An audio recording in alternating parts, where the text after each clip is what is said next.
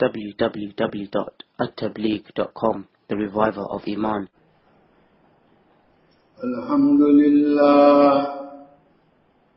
Alhamdulillah nahmaduhu wa nasta'inuhu wa nastaghfiruhu wa nu'minu bihi wa natawakkalu alayhi wa na'udhu billahi min shururi anfusina wa min sayyiati a'malina wa na'udhu billahi min شرور أنفسنا ومن سيئات أعمالنا الله فلا مضل له ومن يضلله فلا هادي له ونشهد أن لا إله إلا الله وحده لا شريك له ونشهد أن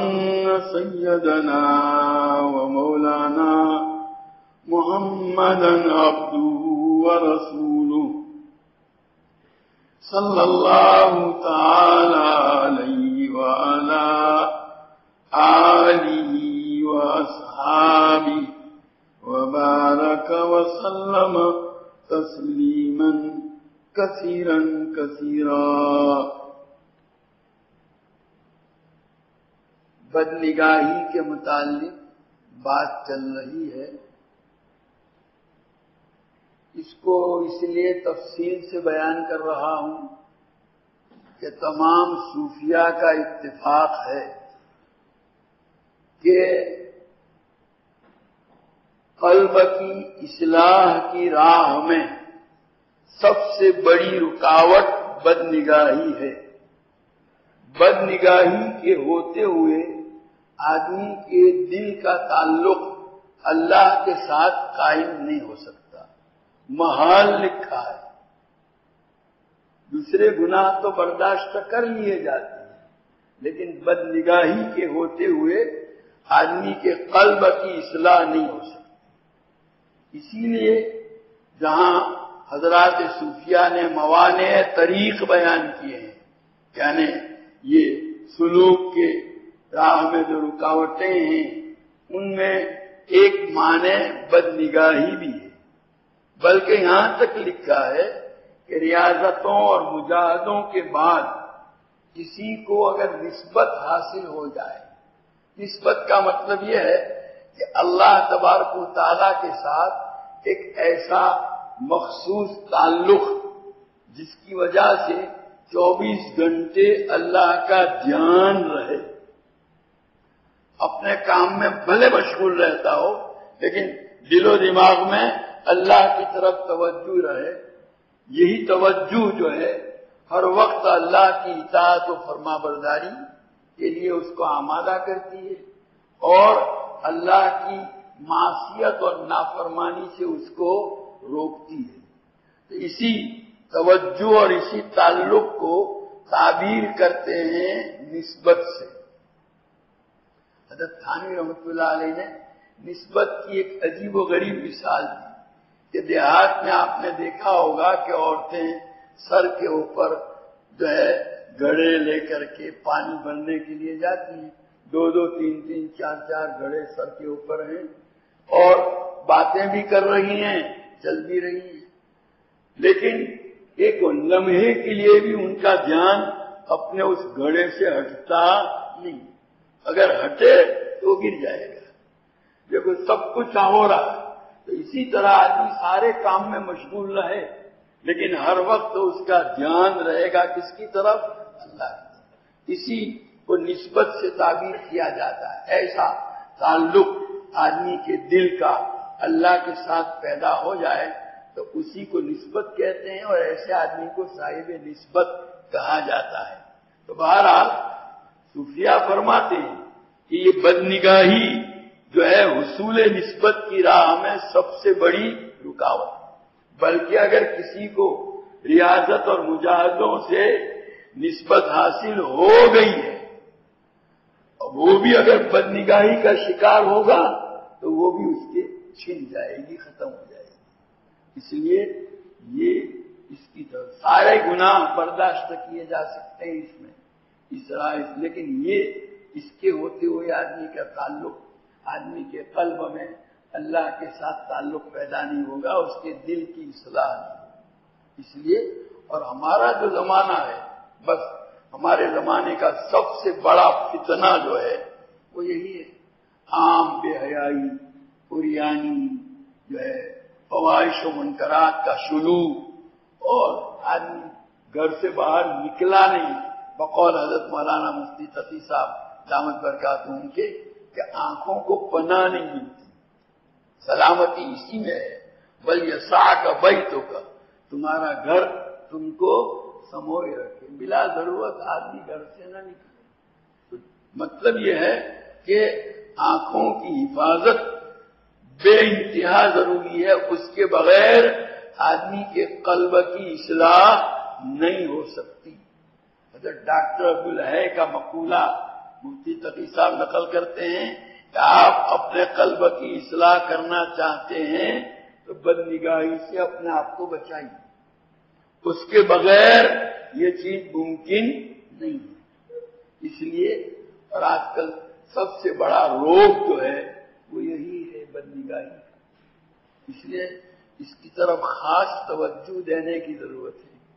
یہ آنکھیں اللہ تبارک و تعالیٰ کی بہت بڑی نعمت ہے، بلکہ سارے اعضاء اللہ نے یہ جسم باڈی ہمیں دی ہے، اور اس کے اندر مختلف مشینیں اللہ نے رکھ دی، دیکھنے کی مشین، سننے کی مشین، جو ہے بات کرنے کی مشین، چھونے کی مشین، یہ سارے قوا جو ہیں وہ کیا ہیں؟ یہ اللہ کی نعمتیں ہیں۔ یہ آنکھ یہ اللہ کی بہت بڑی نعمت ہے۔ أَلَمْ نَجْعَلْ لَهُ عَيْنَيْنِ وَلِسَانًا وَشَفَتَيْنِ، باری تعالیٰ اپنی نعمت کا اظہار کرتے ہوئے فرماتے ہیں، کیا ہم نے اس کو آنکھیں نہیں دی؟ کیا ہم نے اس کو ایک زبان اور دو ہونٹ نہیں دیے؟ گویا یہ اللہ کی ایسی نعمت ہے کہ اس کا کوئی جواب نہیں۔ یہ تو جو لوگ نگاہ سے، بینائی سے محروم ہیں، ان کو پوچھو یہ کتنی بڑی نعمت ہے، اور ہے چھوٹا سا اس کو، لیکن اللہ نے اس کے اندر ایسی یہ رکھی ہے، لکھا ہے۔ مفتی تقی صاحب فرماتے ایک کتاب میں نے پڑھا کہ آنکھوں کے اندر جو یہ ہیں عصبات، یعنی سنایو جس کو کہتے ہیں گجراتی کے اندر، پٹھے کا، وہ آدمی جب اندھیرے سے روشنی میں آتا ہے تو وہ سکڑتے ہیں، اور اندھیرے میں آتا ہے تو پھیلتے ہیں۔ اب آدمی تو کسی بھی وقت اندھیرے سے روشنی میں، روشنی سے اندھیرے میں آ سکتا ہے، تو فوراً یہ سکڑنے اور پھیلنے کا عمل ہوتا ہے، اور اس میں یہ اعصاب اور پٹھے جو ہے 7 میل کا فاصلہ طے کرتے ہیں۔ اللہ تعالیٰ کی عجیب و غریب نعمت ہے، اللہ نے یہ ہمیں عطا فرمائی ہے۔ اللہ کی نعمتوں سے متعلق قیامت کے روز سوال ہوگا بھائی، ثم لتسألن یومئذ عن النعیم۔ بھائی تعالیٰ فرماتے ہیں کہ اس دن یعنی قیامت کے روز اللہ کی نعمتوں کے متعلق سوال کیا جائے گا۔ ہم لوگ اللہ کی نعمتوں کو بے دریغ استعمال کرتے ہیں، کبھی بھولے سے بھی یہ خیال نہیں آتا کہ اس کا بھی ہم کو حساب دینا پڑے گا۔ باپ بھی بیٹے کو کچھ دیتا ہے نا تو بعد میں حساب لیتا ہے۔ اللہ تعالیٰ نے یہ نعمتیں دی ہیں، ان کا حساب قیامت کے روز ہوگا۔ حدیث میں آتا ہے کہ قیامت کے روز جب بندہ حساب کتاب کے لیے پیش ہوگا تو اس کے ساتھ 3 رجسٹر ہوں گے۔ ایک رجسٹر میں اللہ تعالیٰ کی ان نعمتوں کو بیان کیا گیا ہوگا جو اس نے پوری زندگی میں استعمال کی، پیدا ہوا جب سے لے کر موت تک اللہ کی جتنی نعمتیں اس نے استعمال کی وہ سب اندر اس کا اندراج ہوگا، وہ سب موجود ہے رجسٹر۔ دوسرے رجسٹر میں اس کی طاعتوں اور عبادتوں کا تذکرہ ہوگا، اور تیسرے رجسٹر میں اس کے گناہوں کا تذکرہ ہوگا۔ جب وہ پیش ہوگا حساب کتاب کے لیے تو اللہ تبارک و تعالیٰ وہ جو نعمتیں اس نے استعمال کی ہیں اللہ کی، ان نعمتوں میں سے سب سے چھوٹی نعمت کو اللہ تعالیٰ فرمائیں گے کہ اس کی طاعتوں اور عبادتوں میں سے تو اپنی قیمت وصول کر لے. چنانچہ اللہ کی وہ نعمت آگے بڑھے گی اور اس کی ساری عبادتوں کو سمیٹ لے گی، پوٹلا بنا کر کے لے لے گی، اور پھر باری تعالیٰ سے عرض کرے گی کہ اس کی ساری طاعتیں لے لی تو ابھی میری قیمت ادا. حقیقت تو یہ ہے کہ ہماری پوری زندگی کی عبادتیں جو ہے اللہ کی ایک چھوٹی سے چھوٹی نعمت کی قیمت ادا کرنے سے کافی. جب یہ منظر بندہ دیکھے گا نا تو گھبرا جائے گا کہ اب تمہارے لیے عبادت تو ساری ادھر، اور وہ بھی ایک چھوٹی سی نعمت کے بدلے میں باقی نعمتوں کا حساب کتاب، پھر گناہوں کا مسئلہ. اللہ تعالیٰ جسے بخشنا چاہیں گے اللہ تعالیٰ فرمائیں گے جا، میں تجھ سے اپنی نعمتوں کا کوئی حساب نہیں لیتا اور تیرے گناہ میں نے معاف کر دیے. تو کہنے کا مطلب یہ ہے کہ ہر چیز نعمتوں کا حساب. یہ آنکھ اللہ کی نعمت ہے. حضرت حکیم الامت فرماتے ہیں کل کو قیامت میں اللہ تبارک و تعالیٰ اپنے سامنے کھڑا کر کے ہم سے پوچھے کہ میں نے آنکھ جیسی نعمت دی تھی، تو نے اس کی یہ قدر کی، بدنگاہی کا ارتکاب کیا. ہمارے پاس کیا جواب ہوگا؟ ذرا سوچنا چاہیے. تو بہرحال یہ بدنگاہی جو ہے اللہ کی ہر ایک نعمت کے متعلق اللہ کی طرف سے ہدایتیں ہیں. اس کو کہاں استعمال کرنی ہے، کہاں آپ اس کو استعمال کریں گے تو اللہ تعالیٰ خوش ہوں گے، راضی ہوں گے، کہاں استعمال کریں گے تو اللہ تعالیٰ ناراض ہوں گے، کہاں اس سے بچانا ہے. آنکھیں دیکھنے کے لیے دی ہے. حدیث میں آتا ہے کہ شوہر اپنی بیوی کو محبت کی نگاہ سے دیکھے اور بیوی شوہر کو محبت کی نگاہ سے دیکھے تو اللہ تعالیٰ دونوں کو رحمت کی نگاہ سے دیکھتے ہیں. یہاں استعمال کرو، اپنی بیوی کو دیکھو نا 100 بار دیکھو، سننا کہ نہیں، وہاں آپ کو ثواب ملے گا، اللہ کی رحمت ملے گی. حضرت عبداللہ ابن عباس رضی اللہ تعالیٰ عنہ کی روایت ہے ما من ولد بار ينظر الى والديه نظرة رحمة الا كتب الله له بكل نظرة حجة مبرورة. قالوا يا رسول الله ولو في يوم 100 مرة قال نعم الله اکبر واطیب. حضور صلی اللہ علیہ وسلم فرماتے ہیں کہ جو فرما بردار خدمتگار بیٹا اپنے ماں باپ کو مہربانی کی نظر سے دیکھے گا تو اس کی ہر نظر کے بدلے میں اللہ تعالیٰ ایک حج مبرور کا ثواب دیں گے. لو بھائی کہاں جاتے ہیں عمرہ کرنے کے لیے؟ یہاں گھر میں بیٹھے کر لو نا حج. اللہ تعالیٰ نے موقع دیا ہے. بیٹا کیسا ہونا چاہیے؟ فرما بردار، مطیع، خدمتگار.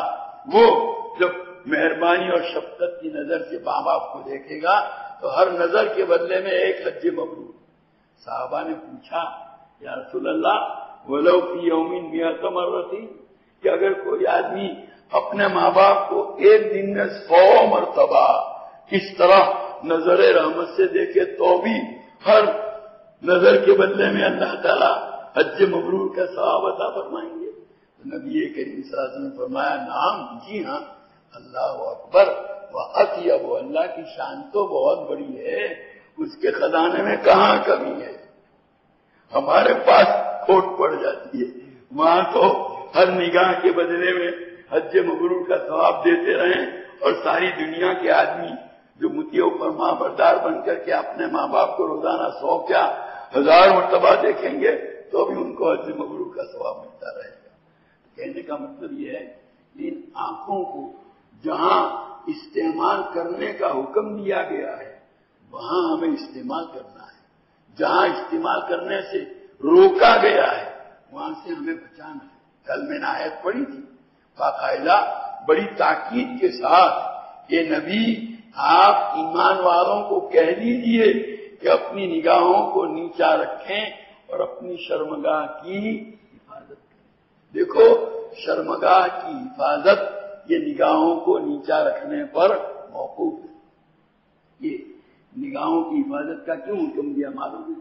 ایک عقلی طور پر سمجھانا چاہتا ہوں کہ اللہ تعالیٰ نے یہ جو کیمرہ دیا ہے، اس کیمرے کے ذریعے سے جتنے مناظر اور سین ہیں وہ ہمارے دل کے اندر ایک میموری ہے، اس میں محفوظ ہو جاتی ہے۔ جیسا منظر ہوتا ہے ویسا آدمی کے دل پر اثر پڑتا ہے۔ ہم لوگ اگر کعبۃ اللہ کی زیارت کریں تو ظاہر ہے اس کو دیکھنے کے بعد دل میں اللہ کی عظمت، اس کی کبریائی کی کیفیت دل میں پیدا۔ دل کی کیفیتیں ان مناظر کے بدلنے سے بدلتی رہتی ہیں۔ آپ دیکھیں کسی سپاہی کو کہ کسی بیچارے کمزور آدمی کو کوڑے مار رہا، تو آپ اس منظر کو دیکھیں گے تو کیا ہوگا؟ آپ کے دل میں اس سپاہی کے متعلق نفرت کے جذبات اور اس کمزور جس کو مارا جا رہا ہے اس کے متعلق رحمت کے جذبات پیدا ہوں گے۔ تو گویا ہر منظر کا ایک اثر ہے دل کے اوپر۔ آدمی جب حسین چہروں کو دیکھتا ہے تو اس کی وجہ سے آدمی کے دل میں شہوت کے جذبات ابھرتے ہیں، اور وہ شہوت کے جذبات اس کو جو ہے بدکاری کی طرف یا گناہ کرنے کی طرف آمادہ کرتے ہیں۔ اور یہ جو منظر پہنچا ہے نا وہ تو اندر محفوظ ہو گیا۔ وہ اندر جانے کے بعد وہ تو باقاعدہ رات کی تنہائیوں میں بھی ستائے گا۔ وہ دن میں تو دیکھ لیا، رات کو خیال آ کر کے اس کو پریشان اور بے چین کرے گا۔ کسی نے حضرت تھانوی رحمۃ اللہ علیہ سے پوچھا کہ کوئی عورت قریب سے گزرتی ہے تو دل بے چین ہو جاتا ہے، ذرا ایک نگاہ دیکھ لو۔ حضرت رحمۃ اللہ علیہ نے فرمایا کہ اچھا وہ بے چینی کتنی دیر رہتی ہے؟ تو بھائی وہ گزر گئی، ختم ہو گئی 2-3 منٹ کے لیے۔ اور کہاں اگر دیکھ لیا تو دیکھنے کے بعد تو 2-3 دن تک جو ہے اس کی شکل و صورت دل میں سے جاتی نہیں ہے، اور وہ بھی بے چینی پیدا کرتی ہے۔ تو حضرت فرماتے ہیں 2-3 منٹ کی بے چینی اگر برداشت کر کے 3 دن کی یعنی 72 گھنٹے کی بے چینی سے اگر نجات پا سکتے ہیں تو سودا سستا ہے۔ سوچا آدمی سوچے کہ میں کیا کر رہا ہوں۔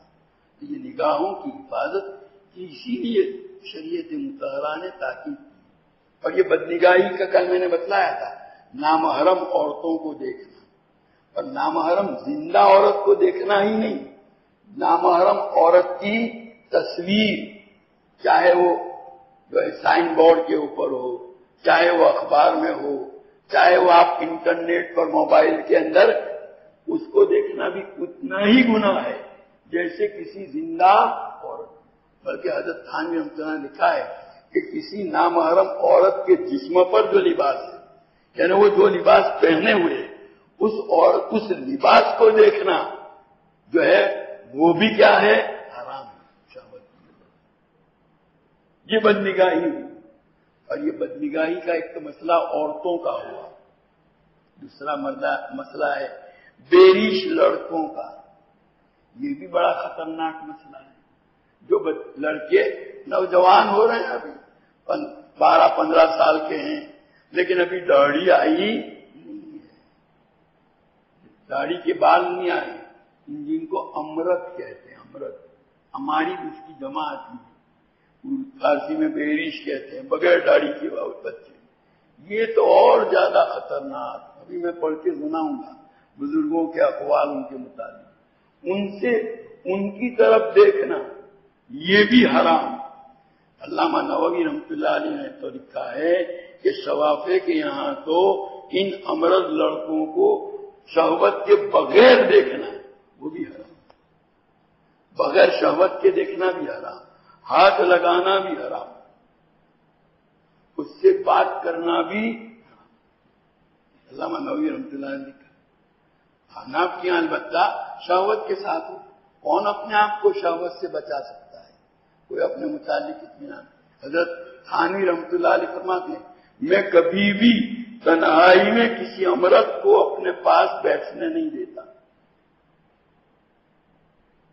اور حضرت تھانوی رحمۃ اللہ علیہ کی خانقاہ میں کسی امرت کو رات کو سونے کی اجازت نہیں تھی کہ ہم اپنے یہاں وہ اعلان شائع کرتے ہیں اور اس میں لکھتے ہیں بھائی بیریش لڑکوں کو نہ. بعض لوگوں کو تعجب ہوتا ہے، ارے بھائی ہمارے اکابر کا عمل دیکھو، وہ کتنی احتیاط کرتے تھے. ایک آدمی ابھی سناؤں گا اسی میں، ایک آدمی اپنے نوجوان لڑکے کو جس کی ابھی داڑھی نہیں آئی تھی، خوبصورت تھا، لے کر کے حضرت امام احمد بن حنبل کی خدمت میں حاضر ہوا. تو امام صاحب نے فرمایا اس کو کیوں لے کر کے آئے؟ لوگوں نے کہا حضرت یہ تو اس کا بیٹا ہے. کیا بیٹا ہو تو کیا ہوا، ہمارے بزرگوں نے ہم کو تاکید کی ہے کہ اس سے اپنے آپ کو بچاؤ. ایک مرتبہ حضرت سفیان ثوری رحمۃ اللہ علیہ ایک حمام میں غسل کے لیے تشریف لے گئے. حمام کے مالک نے پانی لانے کی خدمت کے واسطے ایک امرت کو بھیج دیا. حضرت نے کہا اس کو نکال ہونا، عورت کے ساتھ تو دیکھتا ہوں میں 1-2 خیر شیطان ہوتے ہیں، اس کے ساتھ تو 11-12 شیطان لگے ہوئے ہیں. میں نے خود یہ کل جس کتاب کا حوالہ دیا تھا الترغیب والترہیب علامہ یافعی رحمۃ اللہ علیہ، اس میں لکھا ہے کہ قبیلہ عبد القیس کا وفد جس وقت نبی کریم صلی اللہ تعالی علیہ وسلم کی خدمت میں حاضر ہوا تو اس میں ایک بیریش نوجوان بھی تھا. حضور صلی اللہ علیہ وسلم نے اس کو اپنے پیچھے بٹھایا. آپ صلی اللہ علیہ وسلم تو معصوم ہیں، لیکن آپ اپنے عمل کے ذریعے امت کو بتلانا چاہتے ہیں، کیونکہ اہل علم کا طبقہ ہے، پڑھنے پڑھانے والے، تو اپنے شاگردوں میں اس نوع ان سے اپنے آپ کو کتنا بچا. امام ابو حنیفہ رحمۃ اللہ علیہ جن کی ہم تقلید کرتے ہیں، آپ نے سب نے قصہ سنا ہوگا، امام محمد بن حسن رحمۃ اللہ علیہ جب علم حاصل کرنے کے لیے امام ابو حنیفہ کی خدمت میں حاضر ہوئے تو بیریش تھے، داڑھی ابھی نکلی نہیں تھی. امام صاحب نے فرمایا پیچھے بیٹھو، پیچھے بیٹھو. اب کہہ دیا. اب ایک مدت کے بعد امام کافی زمانہ گزرا، امام محمد رحمۃ اللہ علیہ داڑھی بھی آ گئی، لیکن امام صاحب نے اپنے آپ کو ایسا بچایا تھا کہ آپ کو یہ پتہ ہی نہیں کہ ان کو داڑھی بھی آ گئی ہے. ایک رات کو امام محمد رحمۃ اللہ علیہ چراغ کی روشنی میں کتاب دیکھ رہے تھے اور اس کا ان کا عکس سایہ پڑ رہا تھا. تو اس سائے کو امام صاحب نے دیکھا کہ اس میں ان کی داڑھی ہل رہی ہے. تو فرمایا اچھا داڑھی آ گئی. آپ اندازہ لگائیں، ایک شاگرد جو 24 گھنٹے آپ سے علم حاصل کرتا ہے، آپ نے اپنی نگاہوں کی کیسی حفاظت کی کہ ان کو داڑھی آئی اس کا بھی آپ کو پتا نہیں چلا. یہ حضرات اپنے آپ کو کیسا بچاتے تھے. امام مالک کا بھی بتاؤں گا، وہ اپنی درسگاہ میں یا اپنے پاس کسی بیریش کو آنے کی اجازت نہیں دیتے. حضرت تھانوی رحمۃ اللہ علیہ ایک مرتبہ اپنے دارالتصنیف میں جس کمرے میں آپ تصنیف و تعلیف کا کام کرتے تھے بیٹھے ہوئے ہیں، اور آپ کے بھتیجے حضرت مولانا شبیر علی صاحب جو آپ خانقاہ کے ناظم تھے، کسی کام کے لیے کسی امرت کو بھیج دیا غفلت سے بے خبری میں. وہ لڑکا جہاں کمرے میں داخل ہوا فوراً حضرت کمرے سے باہر نکل آئے، حضرت تھانوی رحمۃ اللہ، اور مولانا شبیر علی کو ڈانٹا کہ تم نے کیا اس کو میرے پاس اس طرح تنہائی میں کیسے بھیج دیا. ارے یہ لوگ اتنے بڑے زہد و تقویٰ کے اتنے اونچے مقام پر فائز ہیں، پھر بھی اپنے نفس سے مطمئن نہیں ہیں. اور ہمیں ایسا معلوم ہوتا ہے کہ ہم سے تو کسی گناہ کا صدور ہوتا ہی نہیں ہے، بہدردے بنے ہوئے ہم لوگ. تو یہ نگاہوں کی حفاظت کا ان بزرگوں کے یہاں کتنا زیادہ اہتمام. اور حضرت تھانوی رحمۃ اللہ علیہ فرماتے ہیں کہ جب کسی اسٹیشن پر 2 گاڑیوں کا میل ہوتا ہے، یعنی کراسنگ، جیسے سورت کے اسٹیشن پر 2 ٹرینیں ایک وقت میں آئی ہوئی ایک اسٹیشن، ایک طرف بمبئی جانے والی، دوسری طرف احمد آباد جانے والی، تو اس ٹرین کا آدمی یہاں بیٹھے بیٹھے وہاں بھی دیکھ سکتے ہیں۔ حضرت فرماتے ہیں تو میں اس وقت سامنے والی ٹرین کی کھڑکی کی طرف نظر نہیں کرتا، اس اندیشے اور احتمال کی وجہ سے کہ ہو سکتا ہے کہ کوئی عورت وہاں پر بیٹھی ہوئی ہو اور وہ یہ سمجھ کر کہ مجھے کوئی دیکھ نہیں رہا ہے اپنا چہرہ کھلا رکھے ہوئے اور اس پر نظر پڑ جائے، کیونکہ اس زمانے میں عورتوں کا اس طرح کھلے عام پھرنے کا کوئی یہ ماحول ہی نہیں تھا۔ میں نے خود اپنی طالب علمی کے زمانے میں دیوبند میں دیکھا، آپ باہر نکلے کوئی عورت نظر نہیں آتی، یہ صفائی کرنے والی محترانیاں جو ہیں بنگنے وہ بھی اتنا جو ہے گھونگھٹ ڈالے ہوئے، یعنی اوڑھنی کو اتنا نیچے ڈالے ہوئے کہ اس کا چہرہ دیکھنے والے کو نظر نہ آئے۔ اور عام عورتیں مسلمانوں کی شریف گھران ان کا تو سوال ہی نہیں، شریف گھرانے کی عورتیں دن میں کہیں ادھر ادھر جاتی نہیں، اور رات کو بھی وہ ڈولیوں کے اندر باقاعدہ اس کے اوپر پردے لگے ہوئے ہیں۔ حضرت حکیم المت رحمۃ اللہ علیہ فرماتے ہیں بعض لوگ تو اپنی لڑکیوں کو ایسا پردہ کراتے تھے کہ پڑوسیوں کو بھی معلوم نہیں ہوتا تھا۔ جب شادی کا وقت آتا تھا اور نکاح ہوتا تھا تو پڑوسی کہتے اچھا ان کے گھر میں لڑکی تھی، اس طرح اپنی لڑکیوں کی حفاظت کرتے تھے۔ اور آج کیا ہو گیا؟ بقول حضرت مولانا قاری سید صدیق احمد صاحب، ان کی زبان سے میں نے خود سنا، فرماتے ہیں کہ لڑکی صبح کو کہاں گئی، شام کو آئی، دن بھر کہاں رہی، ماں باپ کو کچھ پتا نہیں۔ مرغی اگر تھوڑی دیر کے لیے غائب ہو جائے تو پورا گھر باہر نکلے گا تلاش کرنے کے لیے، مرد بھی، عورتیں بھی، بچے بھی، مرغی کہاں۔ لیکن لڑکی اگر غائب ہے تو کسی کو پرواہ نہیں۔ آج ہم جس ماحول میں ہیں اس ماحول کی وجہ سے ہمارے اکابر کے اس زمانے کے ماحول کا ہمیں اندازہ نہیں آتا۔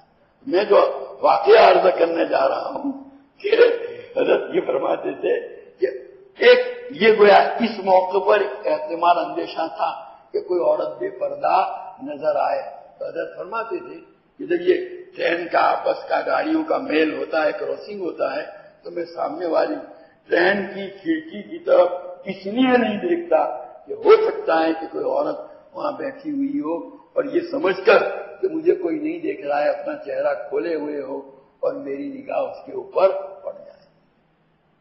غیر اختیاری طور پر پڑنے والی نظر سے بھی وہ اپنے آپ کو بچاتے ہیں۔ حالانکہ حدیث میں آتا ہے نبی کریم صلی اللہ تعالی علیہ وسلم نے حضرت علی رضی اللہ تعالیٰ عنہ کو فرمایا یا علی لا تتبع نظرة نظرة فإن لك الأولى وليست لك الثانية۔ اے علی ایک نظر کے بعد دوسری نظر نہ ڈالو، پہلی تو معاف ہے، دوسری پہلی یعنی وہ جو غیر اختیاری، پہلی قصدن ہو اور یا پڑھنے کے بعد دیر تک روکے رکھی ہو وہ داخل نہیں ہے اس کے اندر۔ پہلی تو معاف ہے، دوسری معاف نہیں ہے۔ لیکن یہ گناہ کے اعتبار سے اچانک پڑی ہوئی نظر معاف ہے، لیکن اس کا برا اثر تو پڑ ہی سکتا ہے۔ کبھی ایسا ہوتا ہے کہ اچانک پڑی ہوئی نظر، یہ ابھی شیخ ابو عبداللہ اندلسی کا قصہ آپ نے سنا، اثر کے بعد کی تعلیم، کتنے بڑے شیخ، ہزاروں جن کے مریدین تھے، جن کی بے شمار خانقاہیں تھیں، وہ بس ایک ضرورت کی وجہ سے سفر میں پانی وضو کے لیے ایک اور لڑکی پر نظر پڑ گئی، بس وہیں سے دل ہٹ گیا۔ کبھی غیر اختیاری نظر، ایک مؤذن کا قصہ لکھا ہے کہ وہ اذان دینے کے لیے مینارے پر چڑھا، اس زمانے میں لاؤڈ اسپیکر نہیں تھے، اچانک پڑوس میں کسی نصرانی کا مکان تھا، اس کی لڑکی وہ کوٹھے کے اوپر تھی، اس کے اوپر نظر پڑ گئی، دل دے بیٹھا۔ اذان تو کیا دیتا، اذان دینے کے بجائے اتر کر کے اس کے گھر گیا اور جا کر کے اس نے جو ہے وہاں اپنے اس کو پیغام نکاح دیا۔ تو ان کے گھر والوں نے کہا کہ تو مسلمان ہے، نصرانی ہو جائے تو میں نصرانی ہو جاتا ہوں، نصرانیت قبول کر دی۔ اس کے بعد ابھی تو نکاح کی نوبت نہیں آئی تھی اور وہ اوپر چڑھا تھا، گرا اور موت آ گئی۔ بہرحال کہنے کا مطلب یہ ہے کہ اچانک نظر بھی کبھی آدمی کے لیے بڑی مصیبتیں کھڑی کر دیتی ہے، اس لیے اس سے بھی اپنے آپ کو خاص طور پر بچانے کا ہمارے اکابر کے یہاں بڑا اہتمام تھا، بڑے اہتمام تھا۔ اور اسی طرح ہر چیز میں حضرت مولانا شیخ یونس صاحب نور اللہ مرقدہ ایک مرتبہ جاوید تشریف لائے تھے، حضرت مولانا اسعد اللہ صاحب رحمۃ اللہ علیہ جو حضرت تھانوی رحمۃ اللہ علیہ کے اجل خلفاء میں سے تھے، مظاہر علوم کے ناظم، ان کا قصہ انہوں نے سنایا کہ میرے ایک ساتھی نے کہا میرے بچپن میں طلب علمی کے زمانے میں بے ریش تھا اور ایک مرتبہ کمرے میں چوری ہوئی۔ اب کمرے میں چوری ہوئی تو بہت سی اب کمرے میں رہنے والے بچوں کی تلاشی کی ضرورت پڑتی، جامع تلاشی، یعنی جیبوں میں دیکھیں گے اندر ہے، پیسے چرائے ہیں تو جامع تلاشی کی ضرورت پیش آئی۔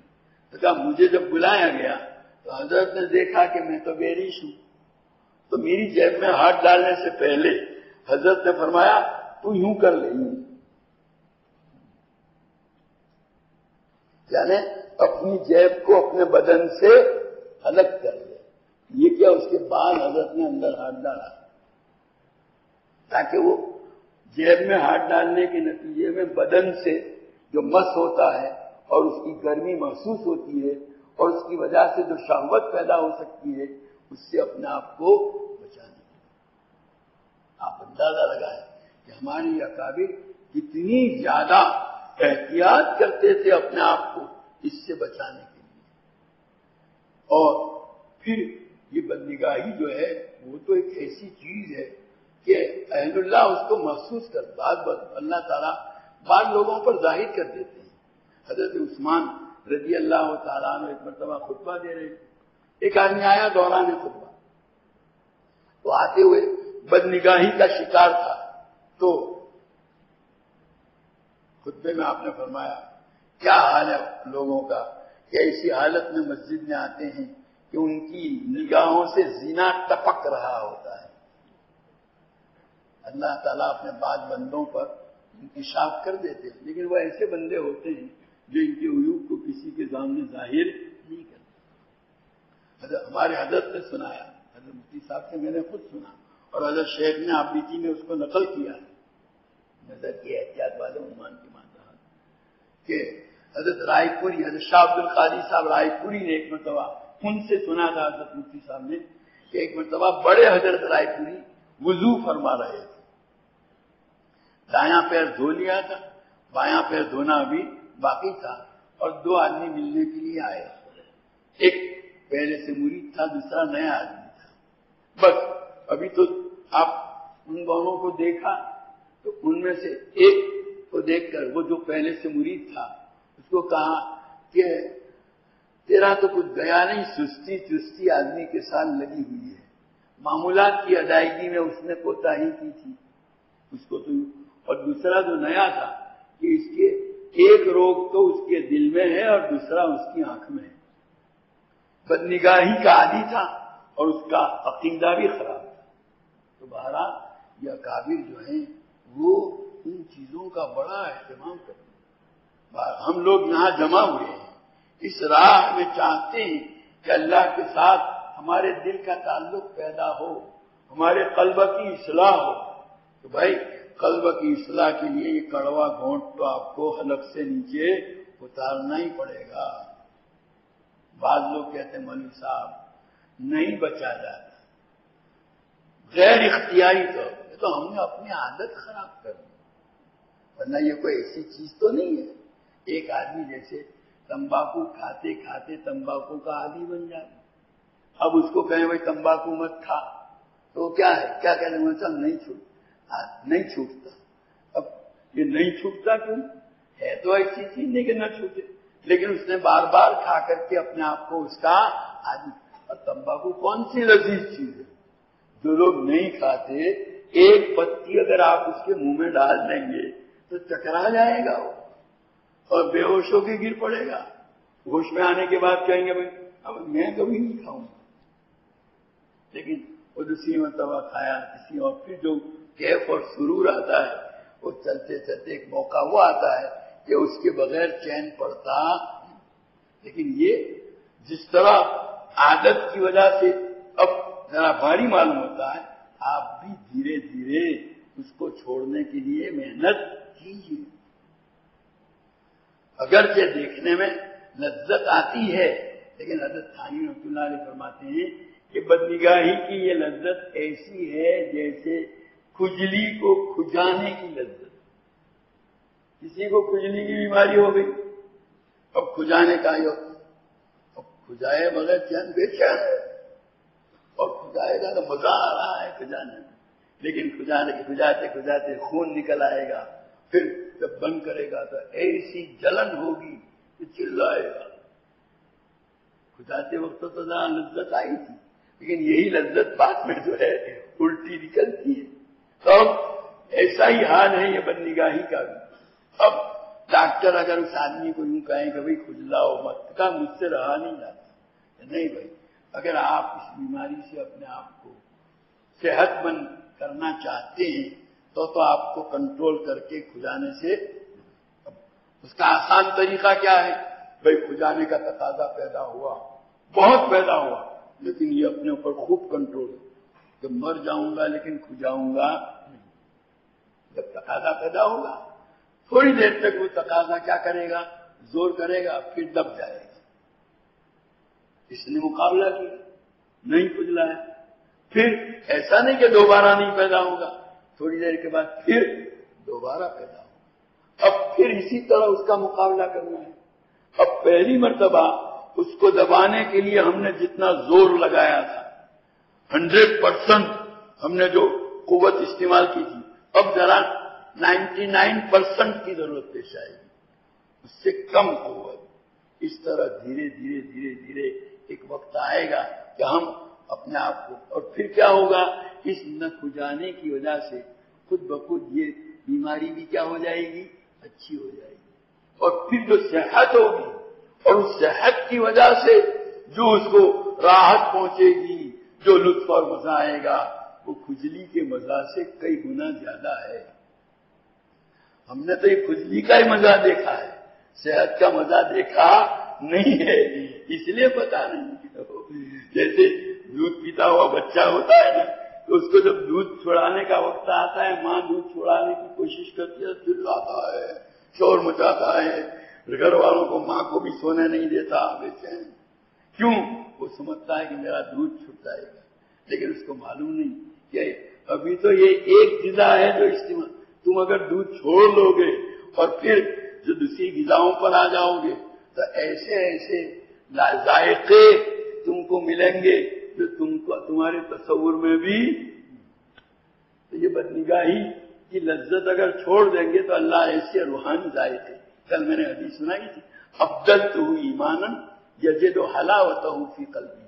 کہ اس بدنگاہی کو اگر میرے ڈر کی وجہ سے چھوڑ دے گا تو اس کے بدلے میں ایک ایسی ایمانی کیفیت عطا کروں گا جس کی مٹھاس کو وہ اپنے دل میں محسوس کرے گا. تو بھائی یہ ہم اللہ کے لیے جب یہ مجاہدہ کریں گے تو اللہ تعالیٰ انعام دیں. ایک باپ اپنے بیٹے کو یوں کہتا ہے, بیٹا ایسا مت کرنا. باپ جانتا ہے کہ بری صحبتوں میں رہنے کے نتیجے میں بیٹا اس کا عادی ہو گیا ہے, چھوڑنا مشکل, لیکن باپ کے حکم کو مان کر تکلیف اٹھا کر اس کام کو کیا کر رہا ہے, چھوڑ رہا ہے. تو کیا باپ کی نگاہوں میں اس کی قدر و قیمت نہیں ہوگی؟ باپ اس کو انعام نہیں دے گا؟ اللہ تعالیٰ کیوں نہیں انعام نہیں دیں گے؟ ہم گناہوں کو اللہ کو راضی کرنے کے لیے چھوڑیں گے تو اللہ تعالیٰ کیوں انعام نہیں دیں گے؟ تو بھائی یہ جو تھوڑی دیر کی شہوت کی لذت ہے اس سے اپنے آپ کو بچانے کی ضرورت ہے. آج بھی پھر وقت ختم ہو جائے گا, تو جو میں یہ بیرش لڑکوں کو سے بچنے کے سلسلے میں ہمارے اکابر کا جو عمل ہے وہ سنانا چاہتا تھا. حضرت قاری صدیق صاحب رحمۃ اللہ علیہ کا یہ رسالہ ہے, اس میں حضرت نے لکھا ہے, حضرت عبداللہ بن عباس رضی اللہ تعالیٰ عنہ فرماتے ہیں کہ شیطان انسان پر دھیرے دھیرے حملہ کر کے قابو پاتا ہے، پہلے اس کی نگاہ کے راستے سے، پھر دل کے راستے سے، اور پھر شرمگاہ کے راستے سے۔ جو شخص نگاہ کو قابو میں نہیں رکھتا وہ بدکاری کی لعنت میں گرفتار ہو جاتا ہے۔ حضرت سعید بن مسیب فرماتے ہیں جب کسی آدمی کو دیکھو کہ وہ بےریش لڑکے کی طرف گول رہا ہے تو تم اس کو متہم سمجھو، اس کے دل میں کھوٹ ضرور ہے۔ امام نووی رحمۃ اللہ نے لکھا ہے کہ امرد حسین کی طرف نگاہ کرنا حرام ہے، خواہ شہوت کے ساتھ ہو یا بغیر شہوت کے۔ آگے چل کر لکھتے ہیں کہ امام شافعی اور آپ کے اصحاب نے اس کی صراحت کی ہے۔ ملا علی قاری رحمۃ اللہ علیہ فرماتے ہیں کہ احناف اور جمہور کا مذہب یہ ہے کہ بےریش لڑکے کی طرف شہوت کے ساتھ دیکھنا حرام ہے، البتہ احتیاط اسی میں ہے کہ مطلقاً نظر اس کی طرف نہ کی جائے، اس لیے کہ اندیشہ ہے وہ فتنے میں مبتلا ہو جائے گا۔ حافظ ابن حجر رحمۃ اللہ نے لکھا ہے کہ امرت یعنی بےریش کو دیکھنا، چھونا، تنہائی میں ملنا گناہ کبیرہ ہے۔ یہ بھی لکھا ہے کہ اس کی طرف دیکھنا آنکھ کا گناہ ہے۔ امام غزالی فرماتے ہیں کہ بےریش لڑکے کو دیکھنا بڑی آفت ہے اور اس کا انجام بہت مہلک ہے۔ حضرت امام نخعی، سفیان ثوری اور دوسرے سلف صالحین امردوں کے ساتھ اختلاط اور میل جول سے سختی سے منع فرماتے تھے اور فرماتے کہ یہ مجسم فتنہ ہے۔ یہ بھی فرمایا کرتے کہ جس شخص کو دیکھو کہ وہ کسی لڑکے کے پیر کی انگلیوں کو چھیڑ رہا ہے اور اس سے مزہ لے رہا ہے تو یقین کر لو کہ وہ لوٹی ہے۔ حضرت امام ابو حنیفہ نے اپنے شاگرد حضرت امام محمد کو اس وقت تک سامنے نہیں بٹھایا جب تک کہ ان کی داڑھی نہیں نکل آئی۔ حضرت امام محمد بن حنبل کی خدمت میں ایک آدمی اپنے لڑکے کو لے کر آیا جو نوعمر تھا۔ آپ نے اس کو تنبیہ فرمائی اور فرمایا آئندہ میری مجلس میں اس کو لے کر مت آنا۔ لوگوں نے عرض کیا حضرت یہ تو اسی کا لڑکا ہے۔ فرمایا کچھ بھی ہو ہمارے بزرگوں کا یہی عمل رہا ہے، وہ ہمیشہ خوبصورت بےریش لڑکوں سے بچتے تھے۔ حضرت سفیان ثوری ایک مرتبہ غسل خانے میں غسل کے لیے تشریف لے گئے۔ اسی وقت ایک لڑکا بھی غسل کے لیے آیا۔ آپ نے فرمایا اسے یہاں سے نکالو اور فرمایا ایک عورت کے ساتھ ایک شیطان دیکھتا ہوں اور نوخیز لڑکوں کے ساتھ دسیوں شیطان نظر آتے ہیں۔ امام مالک نے اپنی مجلس اور درسگاہ میں خوبصورت بےریش لڑکوں کا داخلہ ممنوع قرار دیا تھا۔ حضرت بشرا حافی سے ایک باندی مسئلہ پوچھنے آئی تو بتا دیا، اور ایک حسین لڑکا آیا تو مسئلہ نہیں بتایا اور نگاہ نیچی کر لی۔ بعض تعبیر کا قول نقل کیا گیا ہے کہ کوئی آدمی کسی امرت کے ساتھ ایک جگہ رات میں گزارے۔ امام غزالی نے لکھا ہے کہ امرت کے ساتھ میل جول اور دوستی اور ربط بہت برا ہے، اس لیے کہ اگر کسی عورت کی محبت دل میں پیدا ہو گئی تو اس سے تو نکاح کر کے جائز طریقے سے خواہش پوری کر سکتا ہے، لیکن اگر کسی امرت سے محبت ہو گئی تو لامحالہ یہ محبت حرام میں مبتلا کرے گی۔ ایک جگہ شیخ شہاب الدین سہروردی تعریف فرماتے ہیں کہ جس کو دیکھو کہ امردوں کے ساتھ دوستی اور میل جول اور ضبط رکھتا ہے تو سمجھ لو کہ اللہ تعالیٰ نے اس کو ذلیل کیا اور اس سے سخت ناراض ہے۔ اس پر ہمارے تمام مشائخ کا اتفاق ہے۔ حضرت شیخ واسطی فرماتے ہیں کہ اللہ تعالیٰ جس آدمی کو رسوا کرنا چاہتا ہے تو اس کو ان بدبودار اور مردہ لاش کی طرف یعنی امردوں کی طرف ڈال دیتا ہے۔ شیخ مسنی کہتے ہیں کہ میں اپنی زندگی میں 30 ابدال سے ملا اور ان سے فیض حاصل کیا، سب نے چلتے وقت وصیت کی کہ بےریش لڑکے سے بہت دور رہنا۔ دوبارہ ہمارے اکابر کا عمل ہے ہمیں اپنے آپ کو بچانا ہے۔ کوئی آدمی اپنے نفس پر کبھی بھی بھروسہ نہ کرے، معلوم نہیں نفس کب فطرے میں ڈال دے۔ اس لیے حضرت حکیم الامت نور اللہ حضرت حکیم الامت تو یہاں تک فرماتے ہیں کہ نابالغ چھوٹی نامحرم لڑکی اس کے سر پر بھی ہاتھ نہیں پھراتا میں کا جوش میں ہاتھ تو پھرا ہے، بعد میں شہوت کا اس میں کی آمیزش ہو جاتی ہے، ملاوٹ ہو جاتی ہے۔ ہمارے اکابر اتنا زیادہ احتیاط کرتے ہیں بہرحال کہنے کا حاصل یہ ہے کہ اس وقت ہمارے اس زمانے کا جو سب سے بڑا فتنہ ہے وہ یہی ہے. اس لیے اپنے آپ کو اور یہ جو موبائل میں لے کر کے بیٹھتے ہیں لوگ اور انٹرنیٹ کھول کر کے گھنٹوں لگے رہتے ہیں، کیسے پھر یہ راہ سلوک طے ہو سکتی ہے؟ دونوں میں تضاد ہے. اس لیے ضرورت ہے کہ ان چیزوں سے اپنے آپ کو بچایا جائے. سچے دل سے توبہ کرو، یہاں رہ کر اللہ سے خوب رو رو کر کے مانگو کہ اللہ ہماری حفاظت فرما. اس کے لیے ہمت سے کام لینے کی ضرورت ہے. آدمی عزم و ارادہ کرے اور ہمت سے کام لے، آسان ہو جائے گا. کوئی مشکل نہیں ہے. اللہ نے آدمی کے اندر عزم اور ارادے کی ایسی طاقت رکھی ہے کہ وہ بڑے سے بڑا کارنامہ انجام دے سکتا ہے. میں اپنا واقعہ سناتا ہوں، کوئی بڑائی کے لیے نہیں، عبرت کے لیے. مجھے پان کھانے کی عادت تھی، بہت کھاتا تھا اور تمباکو والا پان کھاتا تھا. ایک مرتبہ مجھے ایک مرض ہو گیا، یہ انگلی اور اس میں لکھتے ہوئے قلم چھوٹ جاتا تھا. تو میں حکیم صاحب کے پاس گیا، حکیم سعود رحمۃ اللہ علیہ دیوبند وہاں بمبئی میں تھے، اجمیری. تو صبح ہی ناشتہ ان کے گھر ہی تھا، دعوت تھی. تو صبح ہی جو پان والے ہوتے ہیں صبح ہی سے 8-10 پان کی پوڑیاں بنوا ہی لیتے ہیں، بڑا ہے. تو بنا کے گیا تھا. حضرت سے پھر ناشتے کے بعد تذکرہ ہوا. میں نے کہا بتا، حضرت نے کہا یہ تمباکو کھانا چھوڑ دو. تو پورا بنڈل تھا وہیں رکھ دیا. میں نے کہا آج کی بات کبھی ہاتھ نہیں لگاؤں گا. الحمدللہ وہ دن اور آج کا دن کبھی بھی پان تمباکو والا نہیں کھاتا. تو آدمی ارادہ کر لے، عزم کر لے، اللہ تعالیٰ مدد کرتے. ذرا تکلیف تو برداشت کرنی پڑتی، تکلیف تو ہوتی، تکلیف تو کسی بھی فائدے کو حاصل کرنے کے لیے تکلیف تو ہوگی. اللہ تعالیٰ ہم سب کو توفیق عطا فرمائے.